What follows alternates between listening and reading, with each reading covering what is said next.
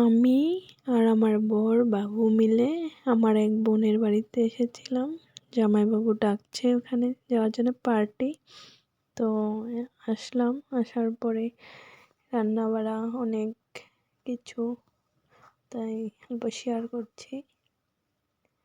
আরও আছে এখানেও মাছ 2 রকমের মাংস, ফ্রাইড রাইস, ডাল, তারপরে দই মিষ্টি, অনেক করেছে আমাদের জন্যে।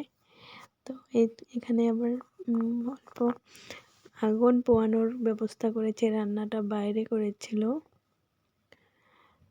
তো এই যে জামাইবাবু বলছি চলো সব কিছুই হলো, অল্প নাচানাচি করি। তার জন্যে এটা দিদি আর একটা জামাইবাবুর দিদি, এই যে আমি বাবুকে নিয়ে বললাম অল্প নাচ, বাবার মনটা খারাপ। তারপরে যে খাওয়া দাওয়া শুরু হয়ে গেল, সবাই বসলাম, আমি বসি না, মাকে বলছে বসতে। ঠিক আছে বসে যাই। খাওয়া দাওয়া হচ্ছে, অনেক টেস্টি করে রান্নাবাড়া করেছে আমার দিদিটা, অনেক টেস্ট হয়েছে রান্নাবাড়া, মানে বলার মতো না, তোমরা খেলে বুঝতে পারতে, অনেক অনেক টেস্টি। তো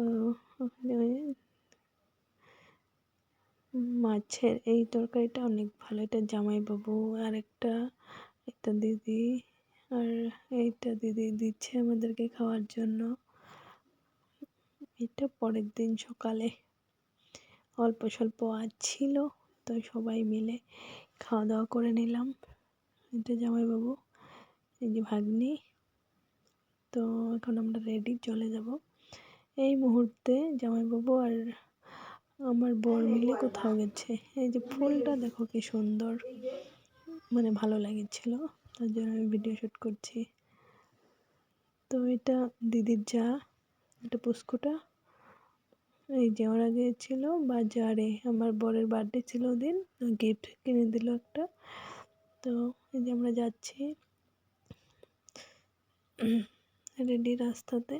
তো ভাগ্নিকে অল্প টাকা দিল,